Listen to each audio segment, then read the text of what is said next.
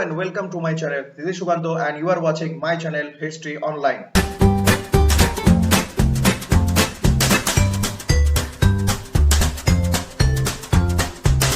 In this video, I am going to explain ICSE Class 9 chapter number 4.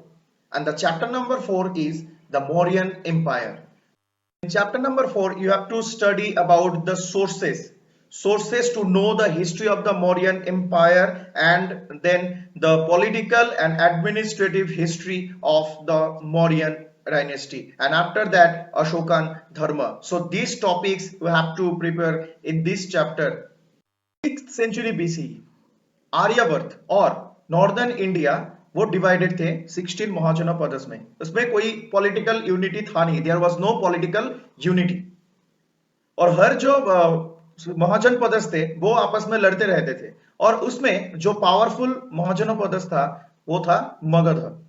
तो gradually Magadh became one of the powerful mahajanapadas in northern India under the able leadership of rulers like Dhanananda, Chandragupta Maurya, etc. In Magadha, in 4th century BCE, Chandragupta Maurya founded the Mauryan dynasty or Mauryan empire, which was the first all India empire founded by Chandragupta Maurya. So in this chapter, I will be covering the history of the Mauryans, mainly political history and the administrative history, and before that the sources by which we can reconstruct the history of the Mauryan or Mauryan administration, Mauryan politics and all. So in class 9 जो भी chapters है history का, जितने भी chapters हैं वो सब chapters sources से शुरू होते हैं. सोर्स जहां से हम हिस्ट्री लिख सकते हैं. वी कैन डिवाइड और the sources can be divided in two parts, archaeological sources और literary sources. So to know about the Mauryan dynasty, to know about the Mauryan history, both the literary sources and archaeological sources are important. तो इस chapter की जो पहले part होगा, जो first part होगा, उस फर्स्ट पार्ट में हम सोर्स लेके डिस्कस करेंगे. जैसे कि बहुत सारे लिटरेरी सोर्सेज भी हैं, बहुत सारे आर्कियोलॉजिकल सोर्सेज भी हैं और ये हम जानते हैं कि इंडिया की हिस्ट्री अगर हम लिख रहे हैं तो वो लैक ऑफ लिटरेरी सोर्सेज है, तो मेनली हमें जो है आर्कियोलॉजिकल सोर्स के ऊपर डिपेंड करना पड़ता है. लेकिन मौर्यन हिस्ट्री अगर हम लिखने जाए या फिर डिस्कस करें तो बहुत सारे लिटरेरी सोर्सेज भी और आर्कियोलॉजिकल सोर्सेज भी हैं. जैसे कि Arthashastra by Kautilya, Indica by Megasthenes, ये हो गया लिटरेरी सोर्सेज, और दूसरी तरफ वो सांची स्तूपा, अशोका एडिक्ट्स, सारे जो है वो आर्कियोलॉजिकल सोर्सेज में आते हैं. तो पहले हम डिस्कस करेंगे सोर्सेज के बारे में और इसके बाद जो भी है the political and administrative history of Mauryans and finally the Ashokan dharma. Chapter number 4. लेकिन उससे पहले एक रिक्वेस्ट है, अगर इस वीडियो को अच्छा लगता है तो प्लीज लाइक कर देना, शेयर करना फ्रेंड्स में ताकि वो भी देख सके, और सबसे इंपॉर्टेंट जो है सब्सक्राइब करना मेरा चैनल ताकि और वीडियो आप देख सके. सो चलते हैं चैप्टर नंबर 4 की ओर और देखते हैं कि क्या सोर्सेस था. ओके, क्या सोर्सेस था to know about the Mauryan history, literary and archaeological sources. The most important literary source to know the history of Mauryan is the Arthashastra, written by Kautilya or Vishnugupta or Chalukya. So Vishnugupta, Kautilya and Chalukya, the same person. He was the advisor and prime minister of Chandragupta, founder of Mauryan dynasty. Arthashastra is written in Sanskrit. It is a comprehensive manual that deals with politics, rules of diplomacy, principles of administration and other such political topics. This book was discovered in 1909 and its English translation is now available. So to know about the Mauryan history, the Arthashastra written by Chanakya or Kautilya is the most important literary source. Another important literary source to know about the Mauryan dynasty is Indica. Megasthenes of Greek was the Greek ambassador at the court of Chandragupta Maurya. He wrote a book named Indica, which contains his impressions of what he heard and saw during his stay in India. Megasthenes' original Indica has been lost, but its fragments still survive in the writings of later Greek authors like Strabo, Arrian and Diodorus. Next archaeological source is Edicts of Ashoka. So an edict is a decree issued by a sovereign ruler. The Edicts of Ashoka form the most important source of Mauryan history. They are the oldest, best preserved records of India. These edicts are inscribed on rocks and pillars throughout the country and include 14 major rock edicts, 7 pillar edicts and a number of minor rock edicts. The inscriptions on these edicts provide a useful insight into the life and ideals of Ashoka, his dharma in particular, and about the history of the Mauryans in general. So, edicts of Ashoka, mainly 14 rock edicts, 7 pillar edicts, and a number of minor rock edicts provide us various information about the Mauryan dynasty. Now, the last archaeological source to know about the Mauryan dynasty or empire is stupa, and especially that Sachi stupa. The stupa is a semi-spherical, solid, dome-like structure made of unburnt bricks and stones. The Buddhist stupa has special significance. It represents the spiritual body of Buddha containing his relics such as hair, teeth, or bones. A casket containing these relics is placed at the base of the dome. The foundation of the Sachi stupa was laid by Ashoka at Sachi, about 45 km from Bhopal in Madhya Pradesh.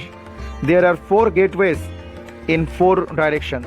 They have curved panels depicting events from the life of Buddha, and some tells about Jataka stories. Buddha is represented by symbols like the peepal tree, lotus, or a whale. The pillars are surmounted by capitals which contain sculpture of lions. There are some important sources by which we can reconstruct the history of Mauryan Empire. So after source, now I will covering the political and administrative history of the Mauryan Empire. So firstly, political history. As we all know that Chandragupta Maurya founded the Mauryan Empire in Magadha, present-day Bihar. Chandragupta Maurya. Chandragupta Maurya was the founder of the Mauryan Empire. Before he came to power, Magadha was ruled by the Nandas. It is said that Nandas had dismissed Kautilya or Chanakya from their service. Then Chanakya met Chandragupta and identified the capabilities of Chandragupta and took him to Takshila to teach him the art of warfare and governance, so that together they could destroy the Nandas. Alexander, the Greek ruler, has conquered many states in northwestern part of India. After his death, territories in Indian subcontinent were taken over by Chandragupta Maurya. In 305 BC, India was again attacked by Seleucus, a former general under Alexander. Chandragupta defeated Seleucus. Chandragupta's empire was extended from Kabul and Kandahar in the northwest to Mysore in the south, and from Bengal in the east to Saurashtra in the west. The Greek diplomat of Seleucus, Megasthenes, visited India during his reign and later wrote the famous book Indica, which one is one of the most important literary sources to know the history of the Mauryan Empire. According to Jaina tradition, after ruling for 24 years, he renounced the world. He handed over the kingdom to his son Bindusara. Bindusara succeeded his father Chandragupta Maurya. The Greek historian Athenaeus calls him a slayer of foes. He conquered many parts of South India after defeating 16 rulers. During his rule, he faced a revolt in Takshila. It was quelled by his second son Ashoka, who was the governor there. Bindusara maintained friendly relations with the rulers of Greece. After Bindusara, Ashoka became the emperor of Mauryan Empire. Ashoka the Great was the third and the most powerful of the Mauryan kings. He ruled the Indian subcontinent from 269 BC to 232 BC. During the ascending the throne, Ashoka took the titles of Priyadarshi or Priyadashi, which means the beautiful one, and Devanapriya, which means the beloved of the gods. Ashoka's achievements started from an early age, when he served as governor of Ujjain and Takshila. During Bindusara's rule, he crushed a revolt in Takshila. On account of his ability, he was chosen to be the Yuvraj or the crown prince eligible for the imperial throne among all the sons of Bindusara. After ascending the throne, Ashoka fought the famous Kalinga War. According to Megasthenes, the Greek historian, at the court of Chandragupta Maurya, the ruler of Kalinga had a powerful army of infantry, cavalry, and elephants. Ashoka faced tough resistance. According to the Rock Edicts 13, both sides suffered losses, but people of Kalinga suffered the most. Though Ashoka won the war, it had far-reaching consequences for him and his empire. Ashoka's Dhamma. The war of Kalinga filled the heart of Ashoka with remorse and regret. Now his main objective was to promote Dhamma, Sanskrit word means Dharma, to far and wide corners of the world. Digvijay was replaced by Dhamma Vijay. His Dhamma did not contain any particular religion or a religious system. Rather, it is an ethical order, common code of conduct, and a moral law that deals with ideas like virtue, justice, morality, and law and duty. It contained the essence of all religions and acted as a meeting ground for every religion. Now, the principles of Ashokan Dhamma. Ashoka's Dhamma has some principles like respect to elders and love to children. Secondly, ahimsa or non-violence. He believed in ahimsa and non-violence. Actually, the war of Kalinga changed his life. So, when he started his career, he was so violent. But after the war of Kalinga, he became non-violence. So, the second principles of Ashokan Dharma was ahimsa, or to follow ahimsa and or non-violence. The third one, good deeds or good karma would give happiness to man in the next birth. That means he believed in the next birth. He taught people to respect all religions. And lastly, he disapproved empty rituals of any religions. So all these were the principles of Ashokan Dharma. This was mainly the political history of Mauryan Empire in short, and after this political history I will explain about the administrative history of or the administration of the Mauryan Empire. The administration was divided into two parts. One was civil administration, another one was military administration, and civil administration was divided into two divisions. One was central administration, another one was provincial administration. During the time of Chandragupta Maurya, the Mauryan Empire was consisted of four provinces. But after the battle of Kalinga, Ashoka captured Kalinga, and Kalinga became the fifth province of the Mauryan Empire. So totally 5 provinces were there. So in this next part I will be covering the administrative history of or the administration of the Mauryan Empire, mainly the central administration and the provincial administration and military administration under the able leadership of Chandragupta Maurya, Bindusar, and finally Ashoka. Maurya, under the guidance of Chanakya, who laid the foundations of an elaborate system of administration. Chanakya wrote a book, Arthashastra, in which he describes the principles of politics and the art of administration. Mauryan administration had two main divisions, one civil administration and two military administration. The civil administration had two main divisions, like first one was central government or central administration and the provincial government or provincial administration. So the first one is central government. The king was the supreme authority and his throne was hereditary. He was also the supreme judge. In the central level, the king was assisted by a council of ministers, that is Mantri Parishad, headed by Prime Minister. Each minister was responsible for his department. The council of ministers included the chief pujari of the state called Purohit, then Senapati, who advised the king on matters related to war and peace. The head treasurer called Sannidhata,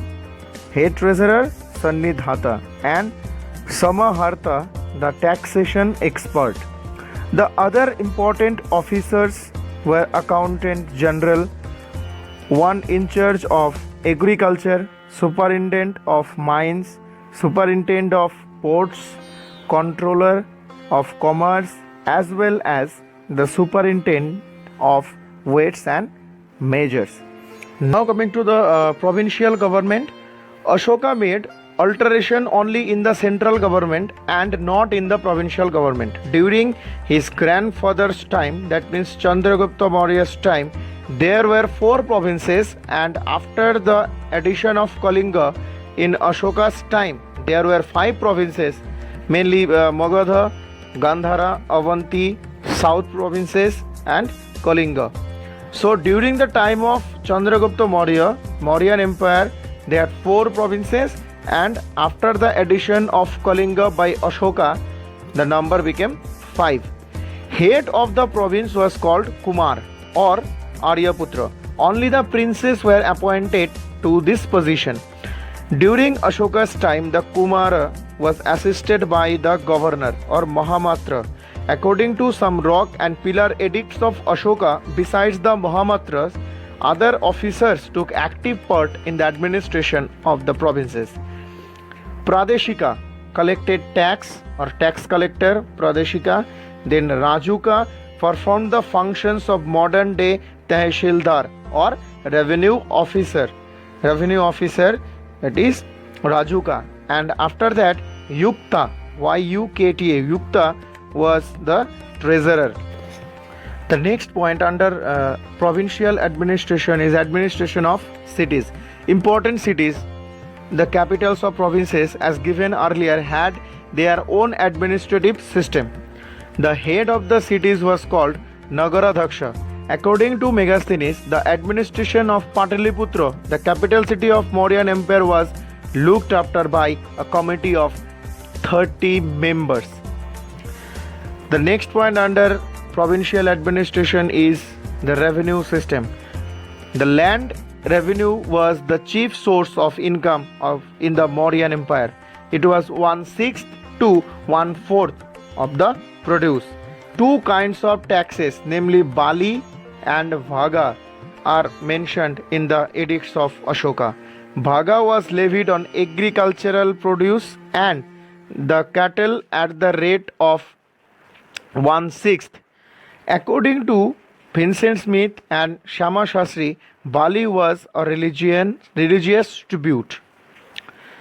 So after the civil administration, now I will be explaining the military administration under Mauryan rulers. Chandragupta Maurya maintained a huge army consisting of infantry, cavalry, elephants, chariots. According to Megasthenes, the Mauryan army consisted of 6 lakh infantry, 30,000 cavalry and 9,000 war elephants. The king was the commander-in-chief of the army. The whole army was under a military commission of 30 members. The Mauryans also had a well-laid recruitment policy. The soldiers were paid salary in cash. The Mauryan king had built forts at strategic places for safety and security of the empire. This was mainly the administration of the Mauryan Empire, and this was mainly the whole chapter number 4. So you have to learn all the topics which are in syllabus. Thank you for watching this video, and for more videos please subscribe my channel. Keep watching my channel. Thank you.